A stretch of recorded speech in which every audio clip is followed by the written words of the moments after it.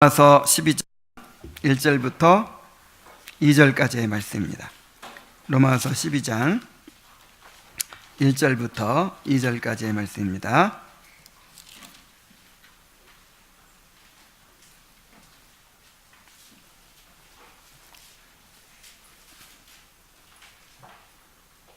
자, 함께 읽겠습니다. 시작.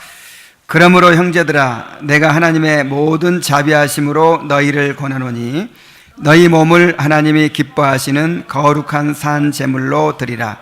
이는 너희가 드릴 영적 예배니라. 너희는 이 세대를 본받지 말고 오직 마음을 새롭게 함으로 변화를 받아 하나님의 선하시고 기뻐하시고 온전하신 뜻이 무엇인지 분별하도록 하라. 아멘.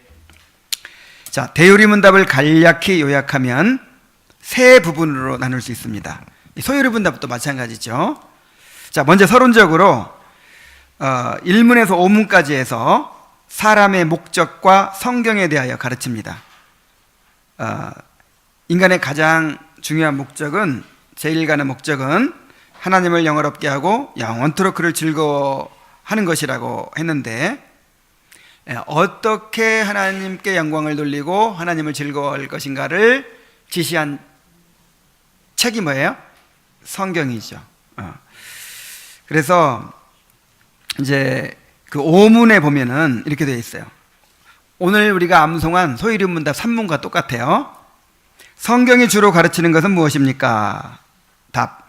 성경이 주로 가르치는 것은 사람이 하나님에 대해 무엇을 믿어야 하는가와 하나님께서 사람에게 요구하시는 것이 무엇인가입니다. 이렇게 성경이 가르치는 것을 두 가지로 딱 요약을 한 다음에 이제 6문에서 90문까지에서는 사람이 하나님에 대해 무엇을 믿어야 할 것인가를 가르치고, 우리가 그동안에 그거 배웠죠. 지난주까지 90문 끝났잖아요. 6문에서 90문에 걸쳐서 사람이 하나님에 대하여 믿어야 할 것을 이제 배웠습니다. 오늘부터는 91문부터 이제 마지막 196문까지 해서 하나님께서 사람에게 요구하시는 본분은 무엇인가에 대해서 이제 공부하게 됩니다. 자, 하나님에 대해서 믿어야 할 것은 무엇이죠? 하나님은 누구신가? 또 창조와 섭리, 인간의 타락과 은혜 언약, 그리스도의 구속의 은혜, 이런 것들이죠. 하나님께 사람에게 요구하시는 것은 무엇이에요? 십계명, 은혜의 수단, 즉 말씀, 성령, 성례, 기도, 이런 것들입니다. 그래서 이제 오늘부터는 십계명을 먼저 공부하게 되는데요. 대요리 문답은 총 196문 가운데 62문을 십계명을 설명하는 데 할애하고 있어요. 그러니까 십계명을 엄청 중요하게 여기고 있죠. 얼마나 십계명을 중요하게 가르치는지 우리가 알 수 있습니다. 왜 십계명을 이렇게 중요하게 다루고 있을까요? 하이델베르크 요리문답 115문에서 이렇게 이야기하고 있어요. 자, 이 세상에서는 아무도 십계명을 완전히 지킬 수 없는데 하나님께서는 왜 그렇게 엄격히 십계명을 설교하게 하십니까? 거기에 대한 답은, 첫째, 평생 동안 우리의 죄악된 본성을 더욱더 알게 되고, 자, 우리 평생 동안 배워가야 될 게 뭐예요? 우리의 죄악된 본성을 알아가야 돼요. 여러분, 병을 고치려면 뭘 알아야 돼요? 병을 알아야지. 내 병이 어떤 것인가를 깊이 알아야 거기에 대한 치료책도 알죠. 그래서 우리 죄의 질병을 고치려면 뭘 알아야 돼요? 죄. 그래서 우리의 죄악된 본성을 더욱더 알게 되는 게 목적이에요. 그래서 진짜 성장하는 사람이 어떤 사람이에요? 경건한 사람이 어떤 사람이에요? 자신의 죄악된 본성을 더 깊이, 얼마나 더 깊이 아느냐, 이게 경건이에요. 이게 영적 성장이에요. 그리고 그리하여 그리스도 안에서 사죄와 의로움을 더욱더 간절히 추구하도록 하기 위함입니다. 이 죄악된 본성을 깨닫는데 비례해서 그리스도의 은혜를 누리는 거예요. 예, 그리스도 안에 있는 은혜를 누리는 것은요, 우리가 죄악된 본성을 깨닫는 만큼 누리는 거예요. 근데 죄를 많이 깨달아야 되겠죠. 내가 깨닫는 만큼 주님을 더 의지하게 되고 그 은혜를 받게 된다 이 말이에요. 자, 이것이 첫 번째 목적이고, 두 번째는 이 세상의 삶을 마치고 목적지인 완전에 이를 때까지 하나님의 형상으로 더욱더 변화하기를 끊임없이 노력하고 하나님께 성령의 은혜를 구하기 위함입니다. 한마디로 말하면 우리의 성화를 위해서죠. 우리 성화에 힘쓰기 위해서, 우리 하나님의 형상으로 더욱더 변화되어 가기를 위해서.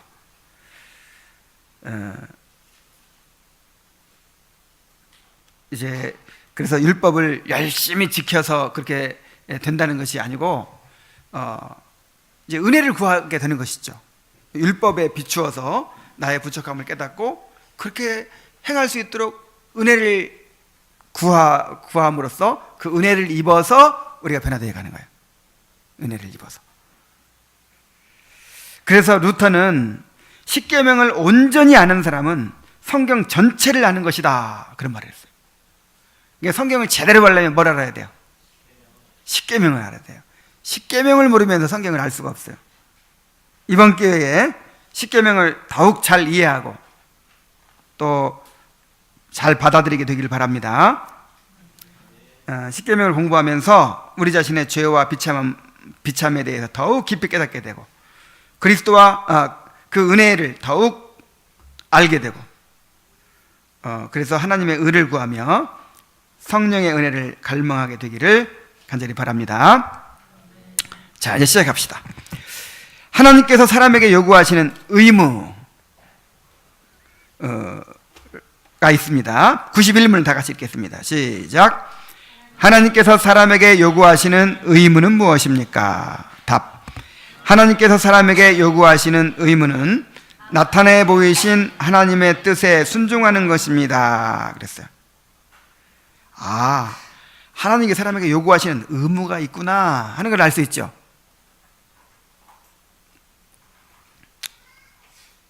하나님은 사람이 마땅히 행해야 할 바를 분명히 보여주셨어요. 그것을 여러 가지로 말씀할 수 있겠지만, 자, 미가서 6장 8절을 통해서 요약할 수 있어요. 자, 미가서 6장 8절 함께 읽어보겠습니다. 시작. 사람아, 주께서 선한 것이 무엇임을 내게 보이셨나니 여호와께서 내게 구하시는 것은 오직 정의를 행하며 인자를 사랑하며 겸손하게 내 하나님과 행하는 것이 아니냐. 이 내용을 오늘의 주제가 아니니까 여기 내용을 다 설명하기보다는 하나님께서 우리에게 요구하시는 것이 있다, 이거를 이제 잘 깨달아야 되는 거예요. 왜 요구하실까요? 하나님이 왜 우리에게 순종을 요구하실까요? 하나님께서 우리를 창조하셨기 때문에, 하나님이 자신의 영광을 위하여 우리를 지으셨기 때문에, 우리의 창조주시기 때문에 마땅히 우리에게 요구하는 것이 있는 거예요. 우리가 마땅히 순종해야 되는 거예요. 이중으로 창조주이시기 때문에 그렇고 또 구속주이시기 때문에 그렇고, 우리를 구원하셨기 때문에. 왜 구원하셨어요? 자, 왜 창조하셨어요? 하나님의 영광을 위하여. 왜 구원하셨어요? 하나님의 영광을 위하여. 우리가 하나님의 영광을 위하여 살도록 그렇게 창조하시고 구원하셨잖아요. 그래서 우리가 하나님께 순종해야 되는 것이죠. 로마서 12장 1절로 2절. 그러므로 형제들아, 내가 하나님의 모든 자비하심으로 너희를 권하노니 너희 몸을 하나님이 기뻐하시는 거룩한 산제물로 드리라. 이는 너희가 드릴 영적 예배니라. 너희는 이 세대를 본받지 말고 오직 마음을 새롭게 함으로 변화를 받아 하나님의 선하시고 기뻐하시고 온전하신 뜻이 무엇인지 분별하도록 하라. 여기서 정말 중요한 단어가 하나 있어요. 뭘까요? 그러므로 라는 접속사예요. 자, 왜 우리가 우리 자신을 하나님 앞에 산 제물로 드려야 됩니까? 왜 우리가 이 세대를 본받지 않고 하나님이 기뻐하시는 뜻을 찾아 순종해야 됩니까? 그러므로 그렇게 해야 돼요. 이 그러므로가 담고 있는 내용이 무엇입니까? 로마서 1장부터 11장까지의 내용이에요. 하나님께서 어떻게 죄 가운데 멸망할 수밖에 없는 우리들을 구원하셨는지, 그것을 로마서 1장에서부터 11장까지 자세히 설명했죠. 근데 어떻게 구원하셨다고 했어요? 우리는 마땅히 지음 받을 때부터 마땅히 하나님께 순종해야 되는 거예요. 피조물이니까. 그런데 죄에 빠져서 오히려 하나님의 영광을 더럽히고 거룩함을 짓밟고 그렇게 패역부도한 삶을 살아가는 거예요. 그런 우리를 하나님의 아들이 자기 목숨을 내어주시고 우리를 구원해 주신 거예요. 그 죄를, 우리의 죄를 다 자신이 담당하셔서 십자가에서 고난당하시고 자신이 얻은 의를 우리에게 전가해 주심으로 우리를 구원해 주신 거예요. 그러므로 당연히 우리가 주님께 순종하는 삶을 살아야 되는 것이죠.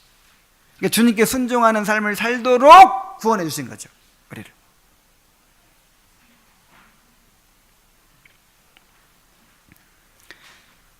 순종이 없이는 하나님을 기쁘시게 할 수 없어요.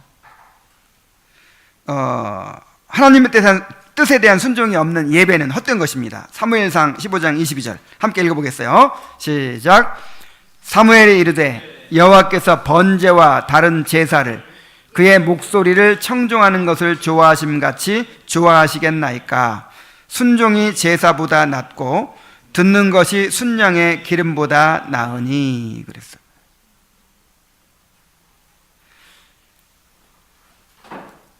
자, 번제와 다른 제사를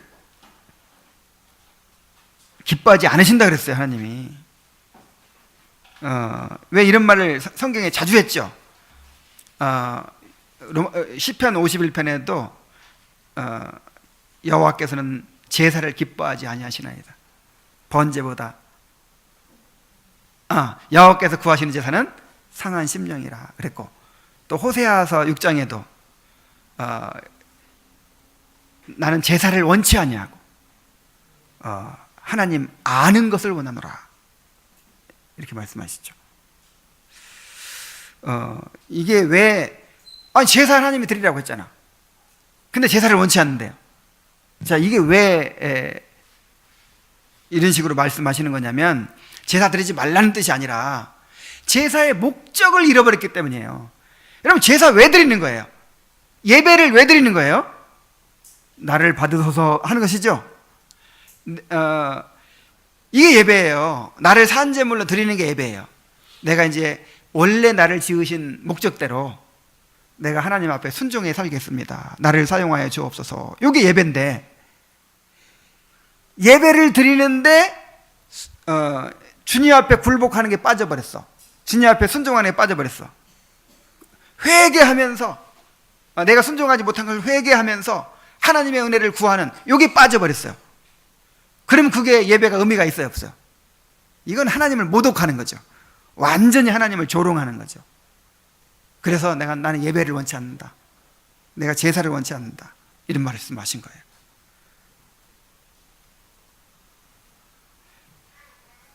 순종이 제사보다 낫다, 듣는 것이 순양의 기름보다 낫다. 이게 어떤 이게 무슨 말이냐면, 진짜 핵심은 순종이라는 거죠. 순종. 하나님의 말씀을 듣는 것이라는 거죠. 자, 또 하나님의 뜻에 대한 순종이 없다면 말씀을 듣는 것도 헛된 일입니다. 야고보서 1장 22절 25절 한번 읽어보세요. 시작. 너희는 말씀을 행하는 자가 되고 듣기만 하여 자신을 속이는 자가 되지 말라. 누구든지 말씀을 듣고 행하지 아니하면 그는 거울로 자기의 생긴 얼굴을 보는 사람과 같아서 제 자신을 보고 가서 그 모습이 어떠했는지를 곧 잊어버리거니와 자유케 하는 온전한 율법을 들여다보고 있는 자는 듣고 잊어버리는 자가 아니요 실천하는 자니 이 사람은 그 행하는 일에 복을 받으리라. 그래서 말씀을 듣고 행하지 않는 사람은 자기를 속이는 자. 거울을 보면서 거울을 보니까 얼굴에 뭐가 묻었어요. 이 사이에 꽃이 피었어요. 그럼 어떻게 해야 돼요? 그걸 이제 뭐 빼내고 씻고 해야죠. 근데 거울 보고 아이 이게 뭐야? 그리고 나서는 그냥 그런 사람하고 똑같다는 거예요. 네, 그래서 여러분 그 예배 가운데 선포된 말씀을 정말 귀중하게 받아야 됩니다. 아까 말씀드렸듯이 이제 그 말씀을 듣고 그냥 잊어버리고 그 말씀 듣고 잊어버리고 뭐 또 어디서 무슨 어디 세미나 가서 말씀 듣고 뭐 어디 가서 배우고 막 좋은 책 읽고 막 뭐 하나님께서 얼마나 이거를 이상하게 보시겠어요. 좋은 말로 해서 그렇게 예배 가운데 하나님께서 말씀해 주셨는데 그래서 그 예배 가운데 선포된 말씀을 마음에 간직하고 주야로 묵상하고 이제 그 기도 제목으로 주신 거예요. 그것을 이제 한 주간 동안 그 기도 제목으로 한번 기도하고 그 다음에 가정에서 모여서 함께 나누고 성도들이 모여서 함께 나누고 그렇게 해야 됩니다.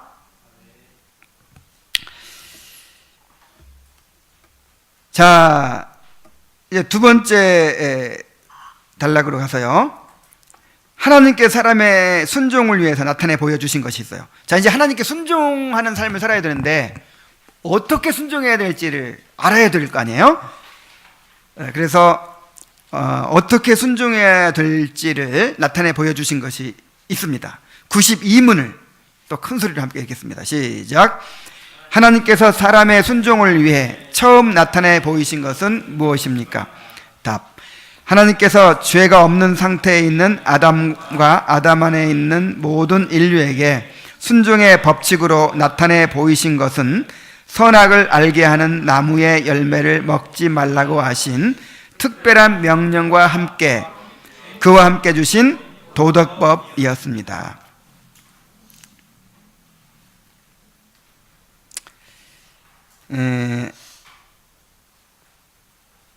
자, 내가 하나님의 어떤 명령에 순종해야 될까? 하나님의 뜻이 무엇일까? 알아야 순종하죠. 그래서 인간을 창조하신 다음에 사람에게 자연 계시를 통해서 도덕법을 새겨주셨어요. 사람의 마음에 도덕법을 새겨주셨어요. 자, 인류는 도덕적 본성을 지닌 하나님의 형상으로 창조되었습니다. 창세기 1장 26절 27절 한번 같이 읽겠습니다. 시작.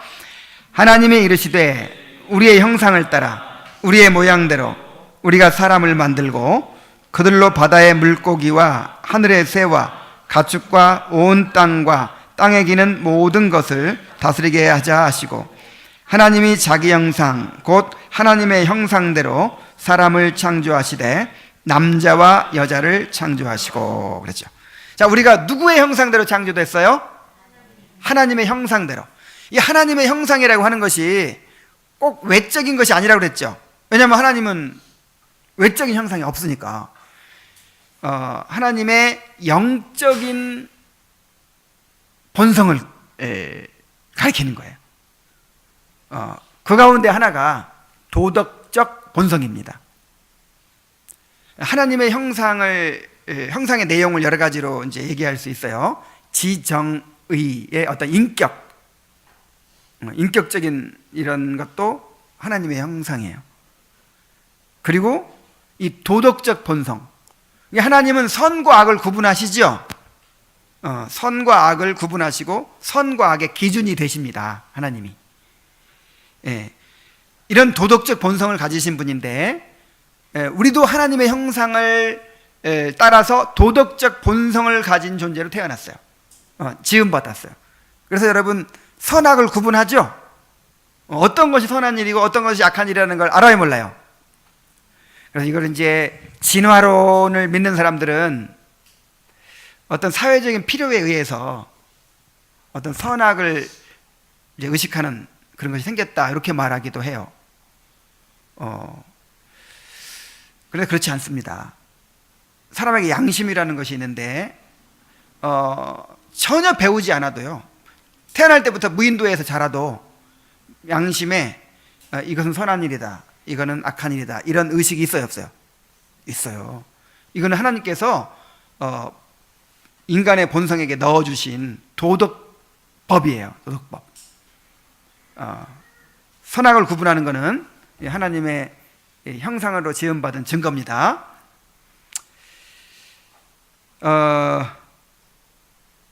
근데 이것을 이제 자연법이라고 해요. 자연법. 무슨 법? 처음부터 인간의 마음 속에 자연적으로 새겨주셨다, 그런 뜻이에요.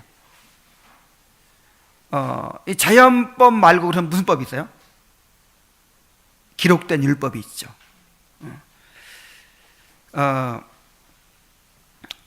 자, 이 항을 봅시다. 하나님은 인간의 마음에 도덕법을 새겨주셨습니다. 로마서 2장 14절 15절을 함께 읽겠어요. 시작. 율법 없는 이방인이 본성으로 율법의 일을 행할 때에는 이 사람은 율법이 없어도 자기가 자기에게 율법이 되나니, 이런 이들은 그 양심이 증거가 되어 그 생각들이 서로 혹은 송사하며 혹은 변명하여 그 마음에 새긴 율법의 행위를 나타내느니라. 기록된 율법이 없어도, 십계명이 없어도요, 그냥 전혀 교회도 안 나가본 사람도 마음에 뭐가 있어요? 양심이 있어요. 양심이 있어가지고 나쁜 짓을 하면 가책을 받아요. 내가 죄를 지었어. 이렇게 가책을 받죠. 자기가 자기에게 법이 된다 그랬죠. 자기가 자기에게 율법이 된다. 이게 바로 이제 양심의 기능인데, 바로 사람의 마음속에 새겨진 그 도덕법을 다른 말로 양심이라고도 할 수 있어요. 양심. 이것은 하나님이 넣어주신 거예요. 하나님이. 그래서 우리 인간에게 양심이 있다는 것이 하나님이 존재하는 증거가 될 수도 있는 거예요. 도대체 이것이 어떻게 생겼을까요? 왜 인간에게 양심이 있을까요? 왜 선과 악을 구분할까요? 자, 동물이 선악을 구분해요, 안 해요? 동물은 본능에 의해 살아요. 사자가, 특히 아빠 사자가 새끼를 잡아먹더라고요. 배고프니까 그냥 새끼를 잡아먹어요. 그냥 이건 양심이 있어요, 없어요? 이건 나쁜 일, 좋은 일이 없어. 그냥 내 본능을 만족시키는 게 선한 일이고, 이건 구분이 없어요. 그러나 인간은 아무리 배고파도, 물론 배고파서 나쁜 짓도 하지만 나쁜 거라는 건 알아요. 해서는 안 된다는 걸 알아요. 이 의식을 누가 줬냐 이 말이에요. 이 의식을. 뭐 배워서 알게 된다 그러는데 안 배워도 안다니까요. 타고난 본성이에요. 이것은 하나님께서 넣어주신 도덕법 때문에 생긴 것입니다. 자, 그런데 인간이 타락함으로 말미암아서 이렇게 마음에 새겨진 율법이 왜곡되고 제 기능을 발휘할 수가 없게 되어버렸어요. 사람들이 다 자기 양심대로만 살면 좋은 세상이 되겠죠? 그럴 것 같아요, 안 그럴 것 같아요? 그렇지도 않아요. 왜 그러냐면 양심의 기준이 다 달라. 양심에 털난 사람들이 있어요. 어떤 사람은 양심의 기준이 굉장히 민감해가지고 바람에 이는 잎새에도 나는 괴로워했다, 이런 사람도 있는가 하면 폭풍이 불고 막 나무 뿌리가 뽑혀도 그냥 드르렁거리고 그냥 아무런 가책도 고통 없이 그냥 살아가는 사람도 있어요. 그리고 어떤 그 인간의 그런 이 소돔성의 롯이 살다 보니까 영향을 받았듯이 인간이 너무너무 타락하고 그 다음에 하나님의 법이 왜곡되고 이렇게 막 하다 보니까 예를 들어 사우디아라비아에서는 부인 넷 데리고 살아도 양심의 가책 받아요, 안 받아요? 안 받아요. 너무 당연해요. 아니 나는 왜 셋밖에 없어? 이렇게 불평할 거야. 그래서 이렇게 인간의 양심, 인간이 타락함으로 이 자연법이 왜곡된 거예요. 이 자연 계시가 왜곡되고 변형돼 버렸어요. 부패해 버렸어요. 그래서 제 기능을 못 하는 거예요. 제 기능을. 원래 타락하기 전에는 이 양심대로만 살면 되는 거예요. 양심대로. 타락한 이후에는 양심대로만 돼요, 안 돼요? 안 돼요. 그래서 객관적으로 기준이 될 수 있도록 특별 계시로 율법을 주신 거예요.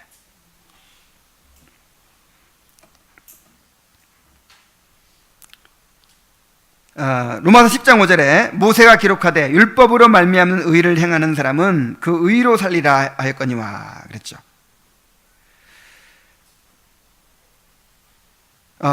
이렇게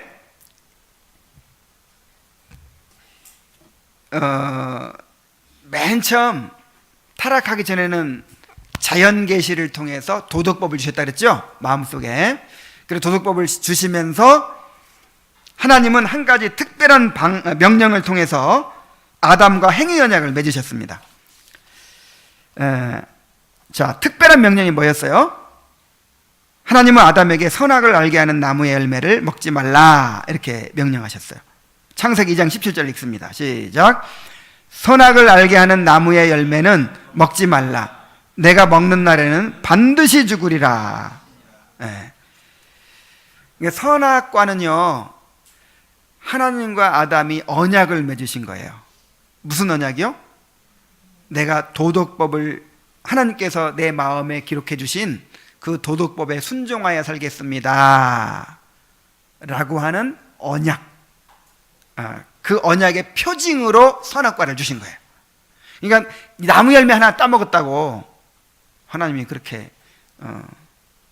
벌을 주시다니, 하나님 참 째째하시다 뭐 이런 사람 이건 잘못된 이해죠.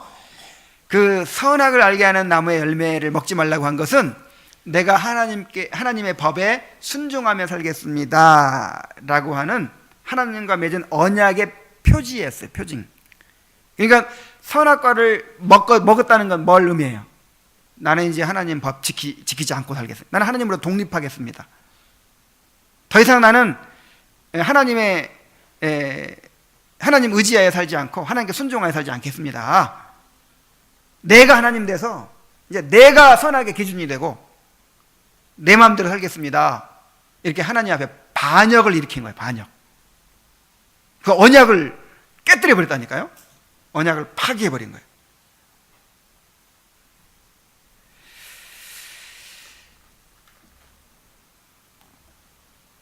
자, 그래서 이제 93문은 도덕법이란 무엇인지를 더 구체적으로 설명을 합니다.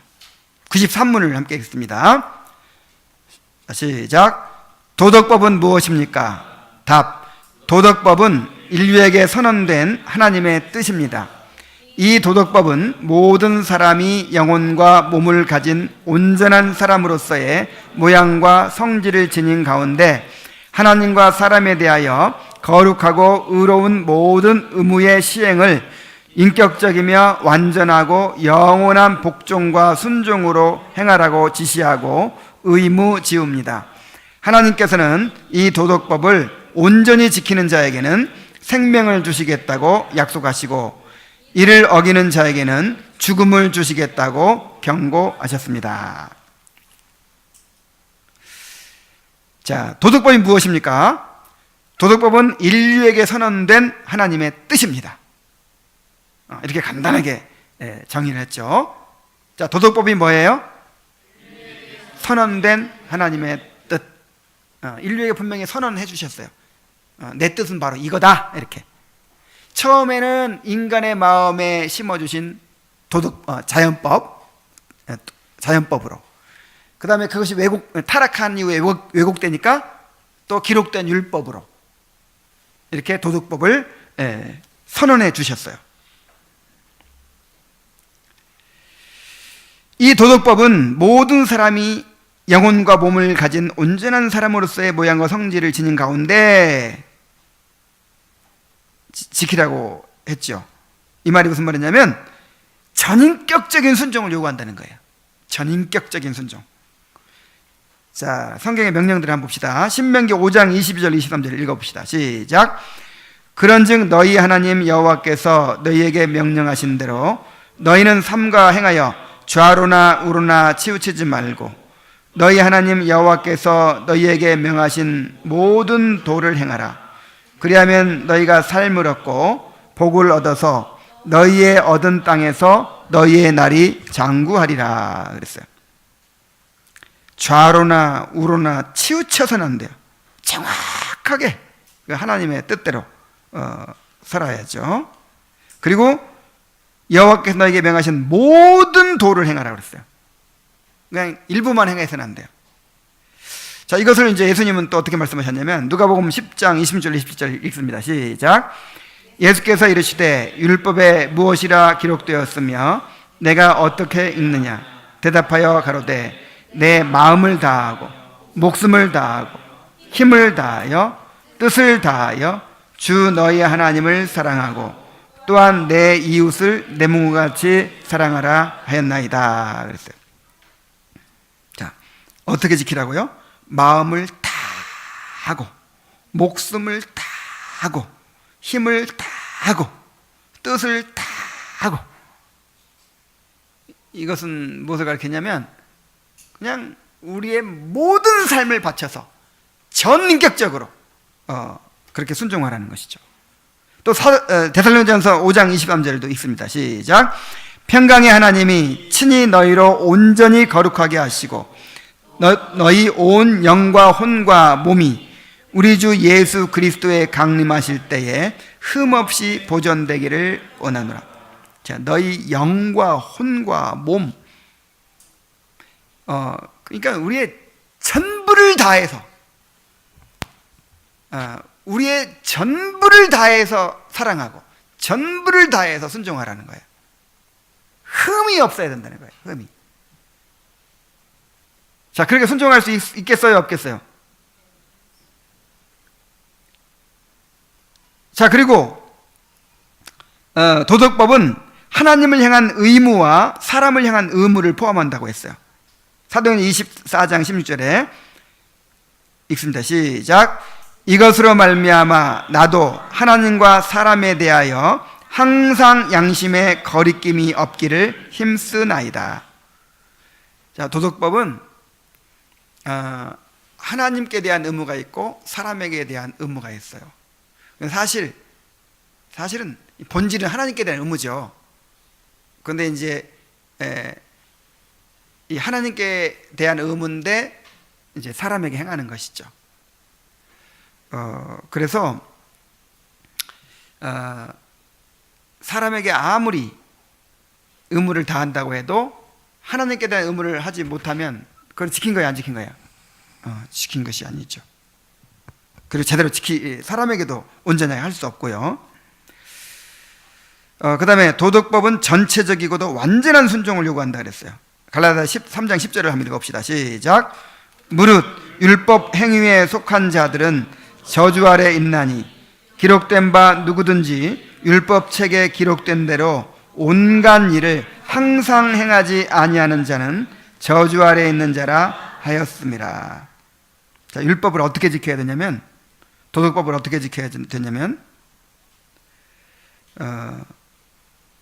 율법책에 기록된 대로 온갖 일을, 그러니까 그 중에 하나라도 빼면 안 돼요.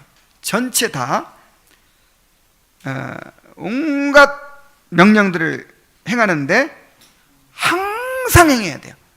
그러니까 어제까지는 내가 100% 다 행했습니다. 그래서 오늘 어겼습니다. 그러면 어제까지 지킨 게 소용이 있어요? 없어요? 없어요. 그런 사람은 저주받아요. 저주. 율법을 어기면 어떻게 돼요? 저주를 받는 거예요. 하나님의 저주를.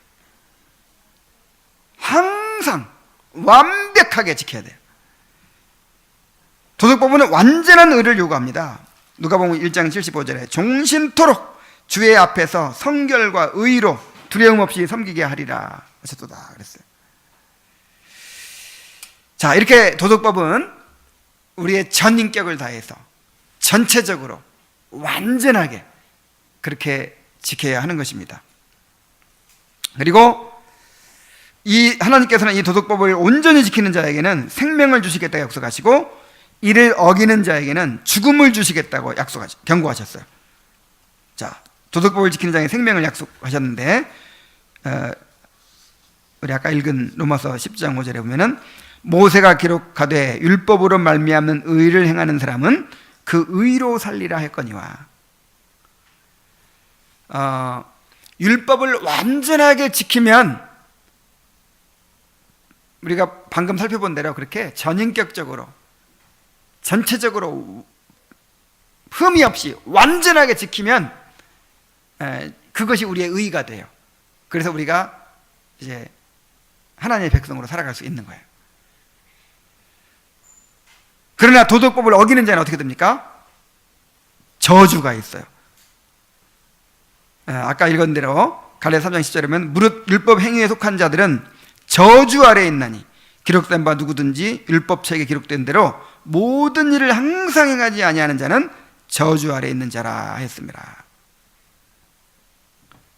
자, 이제 요약을 하자면 하나님께서 우리를 창조하셨어요. 하나님의 영광을 위하여 창조하시고 하나님의 법을 우리에게 주신 거예요. 이 율법을 지키도록. 그 율법을 어떻게 지켜야 돼요? 완전하게 지켜야 돼요. 완전한 의를 요구하시는 거예요. 이만큼이라도 흠이 있어서는 안 돼요. 그래서 이렇게 완전하게 지키는 사람만이 하나님 앞에 의가 되는 거예요. 의인이 되는 거예요. 그래서 생명을 얻어요. 그리고 지키지 못하면 그것이 죄예요, 죄. 그래서 죄의 형벌을 받아요. 이것이 행위 언약이에요, 행위 언약. 자, 하나님과 인간 사이에 이런 언약이 지금 맺어져 있는 거예요. 나는 그런 약속한 적 없는데요. 우리 조상 아담과 하나님이 맺으셨어요. 그 아담은 인류의 대표죠. 그래서 모든 사람들은 아담 안에서 하나님과 행위 언약을 맺은 거예요.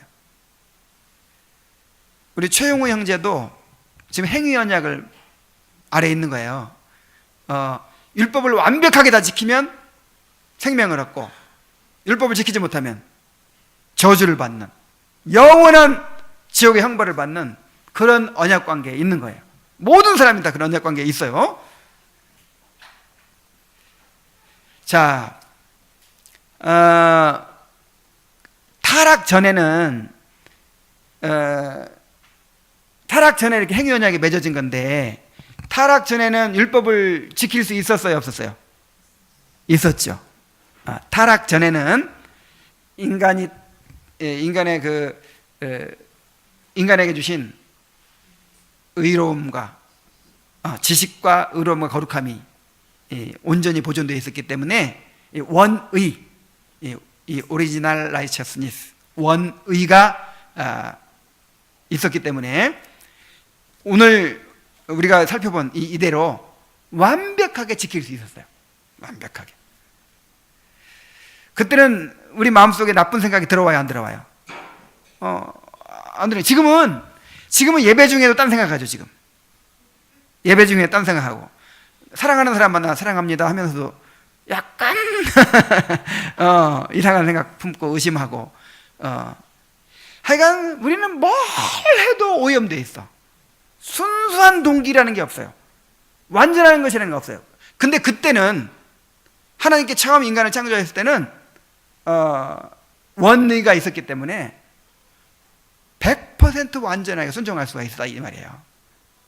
근데 아담이 하나님을 반역하고 타락한 이후로는 인간이 이제 이 도덕법을 완전하게 순종할 수 있을까요, 없을까요? 없어요. 누구도 완전하게 순종할 수 없어요. 그래서 생명을 얻는 쪽에 속해요, 저주받는 쪽에 속했어요. 이제 저주 아래, 하나님의 율법의 저주 아래 다 있게 된 거예요. 그래서 우리의 구원이 필요한 것입니다.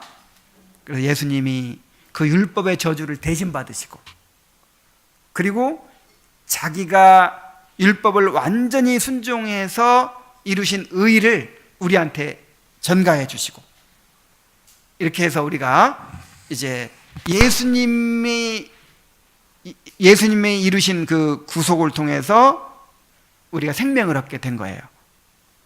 이것을 은혜 언약이라고 해요. 그래서 예수를 믿는 사람은 은혜 언약 아래에 있고, 예수를 믿지 않는 사람은 행위 언약 아래에 있어요. 자, 행위 언약으로는 불가능해. 율법을 완전히 지킬 수 없기 때문에. 그래서 예수님을 믿어야 되는 것이죠.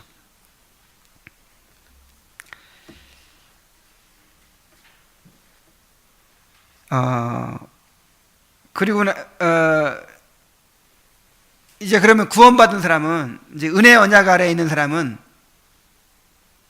율법이 필요 없나요? 예수님께서 우리를 구원해 주신 것은 다시 율법에 순종하는 거룩한 백성이 되게 해 주신 거예요. 그래서 이제 구원받은 사람에게는 율법이 이제 하나님께서 인간에 요구하시는 그 규범이 무엇인가를 가르쳐주는 그런 역할을 하는 것이죠. 계속해서 이 도덕법을 배워가면서 또 하나님의 뜻을 더 잘 깨닫게 되시길 바랍니다. 기도하겠습니다. 하나님 아버지, 우리를 하나님의 도덕적 형상을 따라서 선악을 분별할 수 있는, 구분할 수 있는 그런 도덕적 존재로 창조해 주셨습니다. 이것은 우리로 하여금 하나님 때 순종하며 살도록 하시기 위해서였습니다. 그런데 우리가 타락하여서 이렇게 우리 양심이 왜곡되고 참으로 하나님의 율법을 잘 알지 못하게 되었습니다. 그래서 기록된 율법을 주시고, 그 기록된 율법을 통해서 우리의 죄를 깨닫게 하시고, 참으로 우리의 구원자이신